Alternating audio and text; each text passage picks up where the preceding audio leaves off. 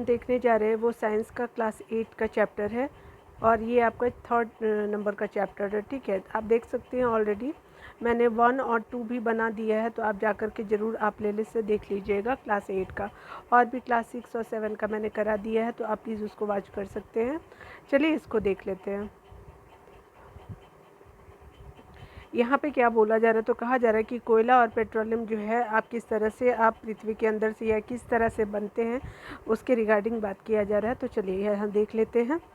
यहाँ पे बोला जा रहा है कि हम जो है अपनी मूलभूत आवश्यकता के लिए विभिन्न पदार्थों को उपयोग में लाते हैं। ठीक है, मूलभूत आवश्यकताओं के लिए इनमें से कुछ जो है प्रकृति में पाए जाते हैं और कुछ जो है निर्माण मानवीय प्रयासों के द्वारा किया जाता है। ठीक है, यहाँ पे आप देख सकते हैं कि एक एक्टिविटी दिया गया है कि आप किस तरह से प्रकृति को आप डिवाइड करेंगे और कहाँ से मानव निर्मित जो वस्तुएं हैं उनको देखिए। ठीक है, बोला जा रहा है कि दैनिक जीवन में उपयोग में लाए जाने वाले पदार्थों की एक सूची बनाइए, उनका प्राकृतिक और मानव निर्मित वर्गों में वर्गीकरण कीजिए। ठीक है,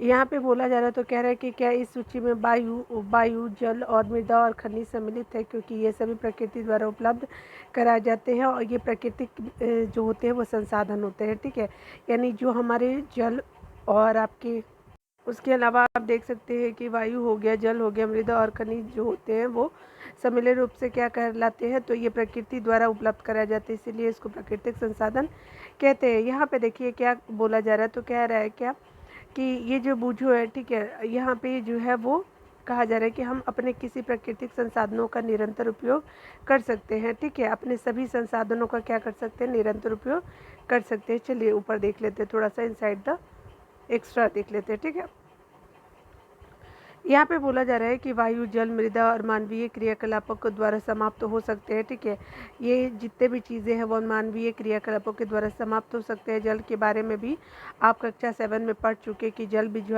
असीमित संसाधन है, वो भी एक न एक दिन समाप्त हो जाएगा, तो फिर हम कैसे सर्वाइव करेंगे। ठीक है, पेड़ पौधे, जीव जंतु कैसे रह पाएंगे, ये भी आपको सोचने की बात है और हमें भी दोनों को सोचने की बातें हैं। यहाँ पे बोला जा रहा है कि प्रकृति में विभिन्न संसाधनों की उपलब्धता की दृष्टि से जो है प्राकृतिक संसाधनों को व्यापक रूप से 2 भागों में बांटा गया। एक जो आपका अक्षय प्राकृतिक संसाधन बोला गया है, जिसमें आप देख सकते हैं कि ये संसाधन जो होता है प्रकृति में असीमित मात्रा में उपस्थित होते हैं और मानवीय क्रियाकलापों से समाप्त होने वाला नहीं होते, और ये सूर्य और आपके वायु है। ठीक, ये क्या है आपके, तो सूर्य भी है और वायु भी। आप देख सकते हैं यहाँ पे कि जो भी आपका एक्स्ट्रा नॉलेज आप देख सकते हैं यहाँ से। ठीक है, यहाँ पे क्या बोला जा रहा है, तो कहा जा रहा है कि समाप्त होने वाले जो प्राकृतिक संसाधन है उसको देखिए। प्रकृति में इन स्रोतों की मात्रा क्या होती है, सीमित होती है। जो समाप्त होने वाले होते हैं ये मानवीय क्रियाकलापों द्वारा समाप्त हो सकते हैं, और इन संसाधनों के उदाहरण जो है आप मानवीय वन हो गया, वन जीव हो गया, कोयला हो गया, आपका खनिज हो गया, उसके अलावा पेट्रोलियम और प्राकृतिक गैस आदि है। ठीक है, देखिए यहाँ पे जो आपको बोला जा रहा है कि आपको यहाँ पे जो है एक्टिविटी करने में बोला जा रहा है कि सामूहिक क्रियाकलाप कीजिए। कुछ पात्र लीजिए, उन्हें पॉपकॉर्न या मूंगफली या भुने हुए चने या टॉफियों से क्या कीजिए, भर दीजिए। साथियों को साथ में बांट लीजिए। ठीक है, साथ में बांट लीजिए। जितने भी स्टूडेंट हैं उनको क्या कीजिए, इसकी 7 नंबर के समूहों में बांट लीजिए।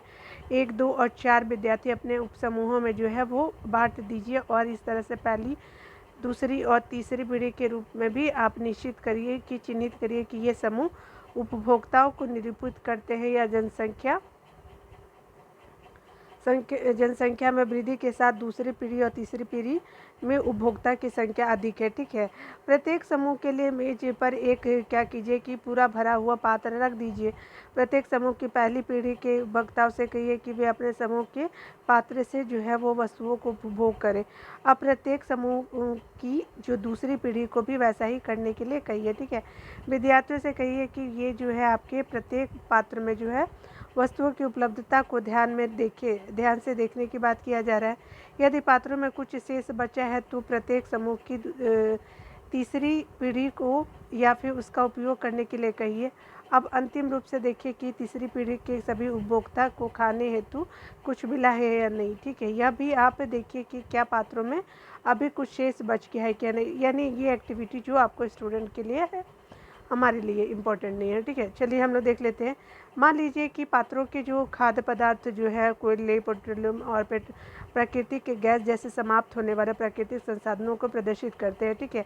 प्रत्येक समूह का उपयोग प्रतिरूपा जो है वो भिन्न हो सकता है। क्या किसी समूह की पहली पीढ़ी बहुत अधिक लालची हो सकता है, तो कुछ समूह में पहली पीढ़ी आने वाली पीढ़ी के लिए प्राकृतिक संसाधनों की उपलब्धता में क्या है विषय में निश्चित हो सकता है, ठीक है।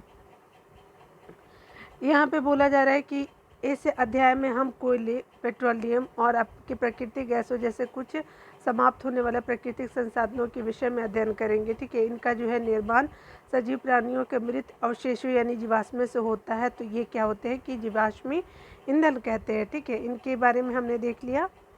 चलिए यहाँ पे हम लोग ऊपर कुछ छूटा तो नहीं है, देख लेते थोड़ा सा। नहीं, हमने सब कुछ कर लिया। चलिए कोयला के बारे में देख लेते हैं।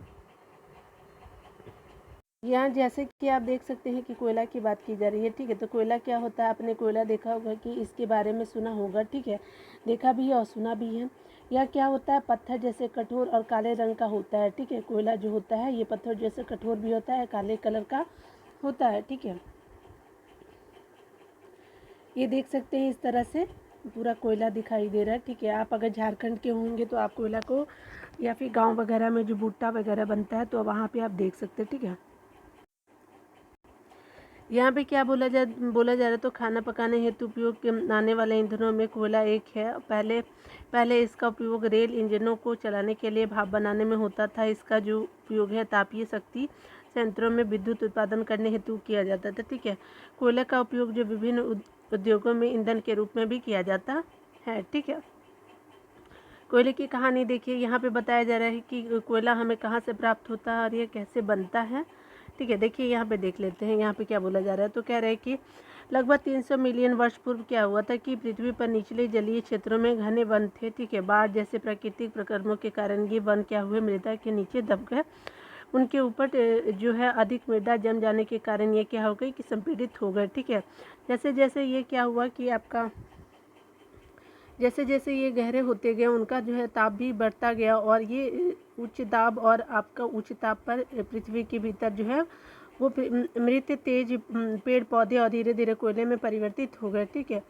कोयले में मुख्य रूप से कार्बन होता है और मृत वनस्पति के धीमे प्रक्रम द्वारा कोयले में परिवर्तन को कार्बनीकरण कहते हैं, ठीक है। मृत वनस्पति के धीमे जो प्रक्रम होता है, जो प्रक्रिया होता है द्वारा कोयले में परिवर्तन को क्या कहते हैं, कार्बनीकरण कहते हैं, ठीक है। लेकिन ये आप देख सकते हैं कि ये वनस्पति के अवशेषों से बना है और अतः कोयले को जीवाश्म ईंधन भी कहते हैं, ठीक है। अतः यहाँ पे बोला जा रहा है कि एक कोयले को खान को दिखाया गया है जो आप 3.2 में देखेंगे, ठीक है।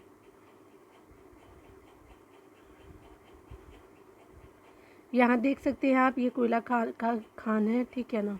चलिए आगे देख लेते हैं।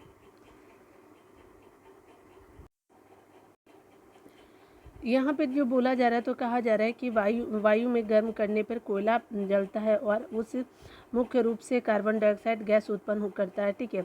उद्योग में कोयले के प्रक्रम द्वारा जो है कुछ उपयोगी उत्पाद प्राप्त किए जाते हैं, जैसे कोक, कोलतार और कोयला गैस प्राप्त किए जाते हैं, ठीक है।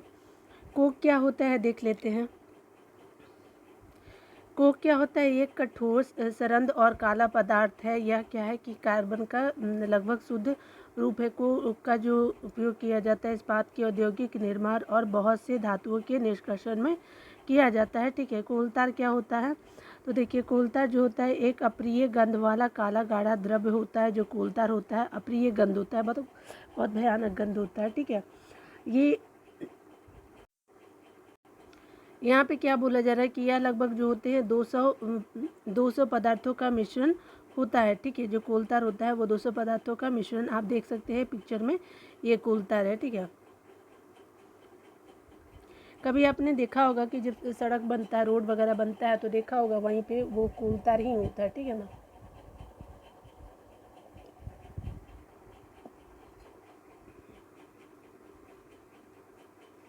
उसके अलावा क्या है, यहाँ पे देख सकते हैं कि कोलतार से जो प्राप्त उत्पाद का उपयोग जो होता है वो पदार्थों के रूप में दैनिक जीवन में काम करने में किया जाता है। जैसे आप देख सकते हैं कि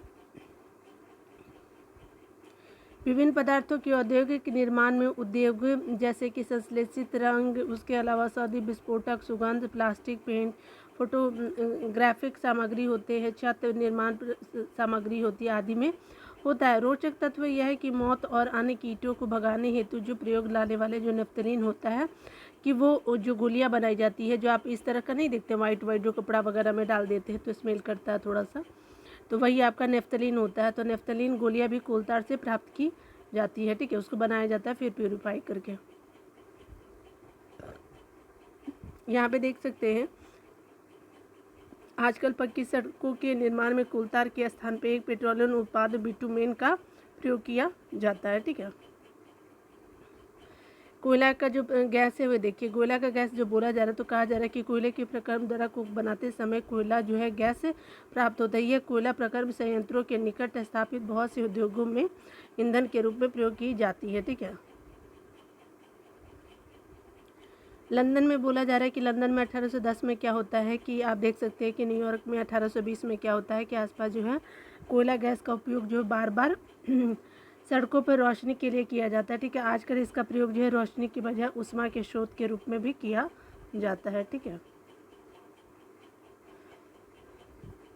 देख सकते हैं कि पेट्रोलियम का हम लोग पढ़ने वाले हैं, तो पेट्रोलियम क्या होता है तो देखिए यहाँ पे जो बताया जा रहा है तो कहा जा रहा है कि आप जानते हैं कि ईंधन के रूप में जो पेट्रोल का उपयोग जो होता है हल्के स्वचालित वाहनों जैसे मोटरसाइकिलों, स्कूटरों और कारों में होता है। भारी मोटर वाहनों जैसे ट्रकों और ट्रैक्टरों को चलाने में डीजल काम आता है। ये क्या होता है, ईंधन प्राकृतिक स्रोत से प्राप्त होते हैं जिसे पेट्रोलियम कहते हैं, ठीक है। पेट्रोलियम क्या होता है तो पेट्रोलियम जो होते हैं शब्द की उत्पत्ति पेट्रोल यानी चट्टान एवं ऑलियम यानी तेल से हुई है, ठीक है। क्योंकि ये ज़मीन के नीचे चट्टानों के मध्य में निकलता है, इसीलिए इसको हम लोग क्या कहते हैं, ये क्या होता है कि आप देख सकते हैं कि ज़मीन के नीचे जो है चट्टानों के मध्य से निकला जाता है, ठीक है। यहाँ पे बोला जा रहा है तो कहा जा रहा है कि आप जानते हैं कि पेट्रोलियम कैसे बनता है, तो उसके बारे में हम लोग पढ़ लेते हैं, ठीक है। पेट्रोलियम का निर्माण जो होता है समुद्र में रहने वाले जीवों से हुआ है, ठीक है। जब ये जीव मृत होते थे उनके शरीर समुद्र के पेंदे में जाकर के क्या होता है कि जम गए हैं और फिर रेत और मिट्टी की तहों से पर क्या होते हैं कि ढक जाते हैं। लाखों वर्षों बाद क्या होता है, वायु की अनुपस्थिति और उच्च ताप और उच्च दाब के कारण मृत जीवों को पेट्रोलियम और आपके प्राकृतिक गैसों में परिवर्तित कर दिया जाता है, ठीक है। ये जो मृत जीव होते हैं वो बाद में क्या होते हैं कि पेट्रोलियम और प्राकृतिक गैस में नेचुरल गैस जो होता है ना वो में दल जाते हैं, ठीक है। चलिए आगे देख लेते हैं। चित्र 3.4 में आपका देख सकते हैं कि इस तरह से आप देख लीजिएगा पिक्चर में। देखिए यहाँ पे बोला जा रहा है तो पेट्रोलियम और प्राकृतिक गैस के भंडारों को दर्शाता है, ठीक है। आप देख सकते हैं कि पेट्रोलियम गैस और तेल और गैस की परत गैस की परत हो गई जल की परत के ऊपर होती है। ये जल के ऊपर क्या होता है, आपका तेल हो सकता है और आपका पेट्रोलियम गैस हो सकता है, ठीक है। ऐसा क्यों होता है तो याद रखिए कि तेल और गैस जल से हल्के होते हैं, ठीक है। यानी जल नीचे रहेगा और आपका तेल और गैस ऊपर तैरने लगेगा। इससे क्या होता है कि इसमें मिश्रित नहीं हो पाता है, ठीक है। यहाँ पे बोला जा रहा है तो कहा जा रहा है कि विश्व का पहला जो कुआं है पेंसिल्वेनिया आपका अमेरिका में 1859 में जो है प्रवेदित ड्रिल किया गया था, ठीक है। यानी 1859 में किया गया था। और याद रखिएगा ये बहुत एग्जामों में मैंने देखा है, ये जगह पूछता है कि विश्व का पहला तेल कुआं जो है हम असम पढ़ते हैं लेकिन असम नहीं है आपका। विश्व में अगर बोलेगा तो आपका पेंसिल्वेनिया याद रखिएगा जो वर्ल्ड में बोलेगा तो, ठीक है ना। 8 वर्ष बाद क्या होता है कि 1867 में असम के माकुम में, ठीक है, 8 वर्ष के बाद जो है माकुम नामक स्थान पे तेल का पता लगाया जाता है, ठीक है। लेकिन बाद में आसाम में आते हैं, ठीक है। भारत में तेल जो होते हैं आसाम हो गया, आपके गुजरात, बॉम्बे हाई और गोदावरी और कृष्णा नदियों के बेसिन में भी पाया जाता है, ठीक है। पेट्रोलियम का संस्करण यानी रिफाइनिंग जो किया जाता है उसको देख लेते हैं। पेट्रोलियम गहरे रंग का क्या होता है, तैलीय द्रव्य है। इसकी गंध क्या होती है, अप्रिय होती है। यह विभिन्न संगठकों जैसे पेट्रोलियम गैस, पेट्रोल, उसके अलावा डीजल, स्नेहक तेल, पैराफिन, मोम आदि का क्या होता है, ये मिश्रण होता है, ठीक है। पेट्रोलियम के विभिन्न संगठकों ये प्रवाह जो देख सकते हैं इस तरह से ये पूरा पिक्चर बना हुआ है कि किस तरह से है जो आप ये क्या है तो प्राकृतिक गैस कैसे निकल, तलाशे चट्टान है, जल है, तेल है, उसके ऊपर गैस है और ये अप्रवेश चट्टान है यानी मतलब बहुत ड्रिलिंग किया जाता है यहाँ पे, ठीक है। और ये कुएं बनाए जाते हैं, ये थोड़ा सा मुंह ऊपर से खुला रहता है, ठीक है ना।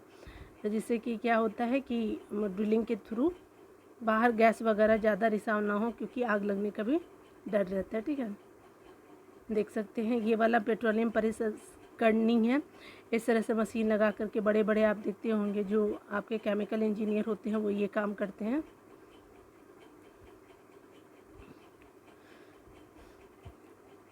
को पृथक करने का जो प्रक्रम होता है परिसंस्करण कहलाता है। यह क्या होता है? यह कार्य पेट्रोलियम परिसंस्करणी में संपादित किया जाता है। पेट्रोलियम के विभिन्न संघटक और उनके उपयोग सारणी 3.1 में दिए गए हैं। ठीक है, देख सकते हैं यहाँ पे क्या बोला जा रहा है, तो कह रहा है कि पेट्रोलियम के विभिन्न संघटक और उनके उपयोग की बात की जा रही है। तो एलपीजी क्या होता है? घरों और उद्योगों में जो है ईंधन के रूप में होता है। पेट्रोलियम जो होते हैं वो मोटर ईंधन और शुष्क धुलाई के लिए विलायक होते हैं। मिट्टी का जो तेल होता है, स्टॉप लैंप और आपका जेट जो वायुयान के लिए ईंधन होता है। डीजल आप देख सकते हैं, तो डीजल का उपयोग जो भारी मोटर वाहनों और विद्युत जनयंत्रों के ईंधन में किया जाता है। स्नेह क्या होता है? स्नेहन में होता है। पैराफिन मोम जो होता है मरहम और मोमबत्ती वैसलीन आदि में होता है। बिटुमेन क्या होता है? पेंट और सड़क निर्माण में होता है। ठीक है, ऊपर हम लोग देख लेते हैं हम लोग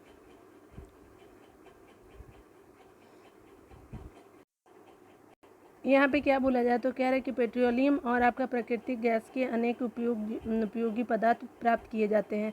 इनको क्या कहते हैं? पेट्रो रसायन कहते हैं। इनका उपयोग जो होता है मार्जक रेसे यानी पॉलिस्टर, नाइलॉन, एक्रिलिक आदि में किया जाता है। रेशे का उपयोग जो है वो पॉलिस्टर में, नाइलॉन में और एक्रिलिक में आदि में किया जाता है। पॉलीथीन हो गया। उसके अलावा आप देख सकते हैं अन्य मानव निर्मित जो प्लास्टिक होते हैं आदि के औद्योगिक निर्माण में किया जाता है। प्राकृतिक गैस से प्राप्त हाइड्रोजन जो गैस का उपयोग जो है उर्वरकों यानी यूरिया के उत्पादन हेतु किया जाता है। ठीक है, अपने बहुत अधिक व्यवसाय जो है व्यावसायिक महत्व के कारण पेट्रोलियम को काला सोना कहा जाता है, क्योंकि दुनिया के जितने भी आपका उद्योग चलते हैं वो पेट्रोलियम की वजह से ही चल रहे हैं। ठीक है, उसके अलावा जो रोड पे आप देखते हैं व्हीकल्स चलते हैं, तो ये क्या कैसे पॉसिबल हो गया है? तो ये पेट्रोलियम की वजह से ही पॉसिबल हो गया है। देखिए अब तो सुने हैं कि ईवी व्हीकल भी आप देख सकते हैं, इलेक्ट्रॉनिक व्हीकल जिसको बोला जा रहा है। ठीक है, चलिए आगे देखते हैं। प्राकृतिक गैस की बात की जा रही है, तो यहाँ पे बोला जा रहा है कि प्राकृतिक गैस एक जो होता है महत्वपूर्ण जीवाश्म ईंधन ये भी है। ठीक है, क्योंकि इसका परिवहन जो होता है पाइपों द्वारा सरलतापूर्वक से हो जाता है। ठीक है, प्राकृतिक गैस जो होते हैं ऊंचे दाब पर संपीड़ित प्राकृतिक गैस के रूप में भंडारित किया जाता है। सीएनजी का उपयोग जो होता है ऊर्जा उत्पादन हेतु किया जाता है। अब इसका उपयोग जो परिवहन वाहनों में ईंधन के रूप में भी किया जाता है, क्योंकि यह प्रक्रम जो होते हैं प्रदूषणकारी एवं एक स्वच्छ ईंधन है। ठीक है, सीएनजी का जो अधिक लाभ है यह है कि इसे घरों और कारखानों में सीधा जलाया जा सकता है। यहाँ क्या होता है कि इसकी आपूर्ति पाइपों के माध्यम से की जाती है। जैसे आप दिल्ली वगैरह में आप जाएंगे तो सीएनजी बसें भी चलने लगी है। ठीक है, उसके अलावा आपका घर में भी सप्लाई पहुँचाने का कोशिश किया जा रहा है, कोई रीजन में पहुँच भी गया है। ठीक है, देखिए यहाँ पे पाइपलाइनों का जो ऐसा जाल जो बड़ोदरा यानी गुजरात में आप देख सकते हैं, उसके अलावा दिल्ली के कुछ भागों और कुछ अन्य स्थानों पर भी उपलब्ध है। ठीक है, प्राकृतिक गैस का उपयोग जो होता है प्रारंभिक पदार्थ के रूप में रसायनों और उर्वरकों के औद्योगिक निर्माण में किया जाता है। भारत में प्राकृतिक गैस के विशाल भंडार हैं। हमारे देश में जो प्राकृतिक गैस त्रिपुरा, राजस्थान, महाराष्ट्र और कृष्णा गोदावरी डेल्टा में पाई जाती है। ठीक है, देखिए यहाँ पे बोला जा रहा है कि क्या प्रयोगशाला में मृत जीवों से कोयला, पेट्रोलियम और प्राकृतिक गैस से बनाई जा सकती है।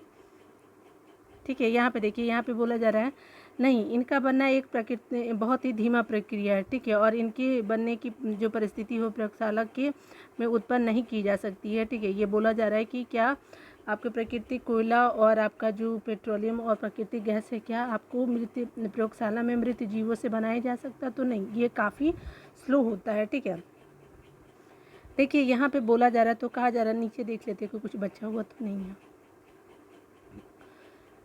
ये देखिए यहाँ पे बोला जा रहा है, तो कहा जा रहा है कि कुछ प्राकृतिक संसाधन सीमित है। ठीक है, जैसे आप देख सकते हैं कि आपने इस अध्याय में प्रारंभ में पढ़ा कि कुछ प्राकृतिक संसाधन जो है जीवाश्म ईंधन, वन, खनिज आदि समाप्त होने वाले हैं। ठीक है, आप जानते हैं कि कोयला, पेट्रोलियम जीवाश्म ईंधन है और मृत जीवों के ईंधन में परिवर्तन के लिए लाखों वर्षों का समय लग जाता है, ठीक है। दूसरे ओर क्या होता है कि इसके ज्ञात भंडार कुछ 100 वर्ष और चलने वाले हैं, ठीक है। इसके अतिरिक्त इन ईंधनों का जलना वायु प्रदूषण का प्रमुख कारण होता है। इनका संबंध विश्व उष्ण से भी है, ठीक है। अतः ये क्या होता है कि आवश्यक है कि हम इन ईंधनों का उपयोग तभी करें जब नितांत आवश्यक हो, ठीक है। उसके अलावा देखिए इसके परिणाम स्वरूप पर्यावरण बेहतर बनेगा और विश्व उष्णन का जो है कम खतरा रहेगा और ईंधनों की उपलब्धता लंबे समय तक होगी, ठीक है। देखिए यहाँ पे जो आपका बोला जा रहा है कि भारत ने पेट्रोलियम संस्करण अनुसंधान संघ यानी PCRA लोगों को सलाह देती है कि गाड़ी चलाते समय जो है इस प्रकार पेट्रोल और डीजल बचाए।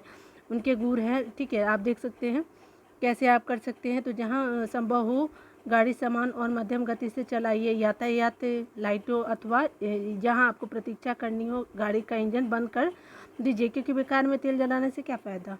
टायरों का दाब सही रखिए और उसके बाद जो है देख सकते हैं कि गाड़ी का जो है नियमित रख रखाव सुनिश्चित कीजिए, जिससे कि आप क्या होगा तो ये पेट्रोलियम और डीजल जो आपको बच सकते हैं, ठीक है। यहाँ पे जो कुछ प्रमुख शब्दों को हमने देखा है तो आप देख सकते हैं। चलिए यहाँ पे देख लेते हैं। यहाँ पे क्या बोला जा रहा है, तो कहा जा रहा है कि जो कोयला पेट्रोलियम प्राकृतिक गैस जो है जीवाश्म ईंधन है, ठीक है। कोयला पेट्रोलियम और प्राकृतिक गैस क्या है, तो आपके जीवाश्म ईंधन है। जीवाश्म ईंधन का प्रयोग जो होता है सजीवों के मृत अवशेषों से लाखों वर्षों पूर्व हुआ था, ठीक है। जीवाश्म ईंधन जो हुआ सजीवों के मृत होने के बाद जो उनके अवशेष बने तो लाखों वर्षों के बाद इनका निर्माण होता है, ठीक है। जीवाश्म ईंधन का जीवाश्म ईंधन समाप्त होने वाले संसाधन है। कोलतार और कोयला गैस कोयले से प्राप्त उत्पाद है। उसके अलावा देख सकते हैं कि पेट्रोलियम के प्रसंस्करण से पेट्रोलियम गैस प्राप्त होता है, पेट्रोल डीजल, ठीक है। मिट्टी का तेल, देखिए पेट्रोलियम जब समुद्र से निकाला जाता है तो उसको प्यूरिफाई किया जाता है, जिसको हम लोग हिंदी में क्या कहते हैं, प्रसंस्करण कहते हैं। पैराफिन मोम या जो वैसलीन आप यूज़ करते हैं तो वो भी हमारा पेट्रोलियम जेली से ही बनता है, पेट्रोलियम से ही बनता है, ठीक है। स्नेहक तेल इत्यादि प्राप्त होते हैं, ठीक है। कोयले और पेट्रोलियम के संसाधन क्या होते हैं, सीमित होते हैं। हमें इसका न्यायोचित उपयोग करना चाहिए, यानी बर्बाद नहीं करना चाहिए, ठीक है। तो इस तरह से हमने सारे डिटेल में चैप्टर को रीड करा है, ठीक है। चलिए, आपका वीडियो देखने के लिए बहुत बहुत थैंक यू। मिलते हैं अगली वीडियो में, तब तक के लिए खुद का ख्याल रखें और टेक केयर।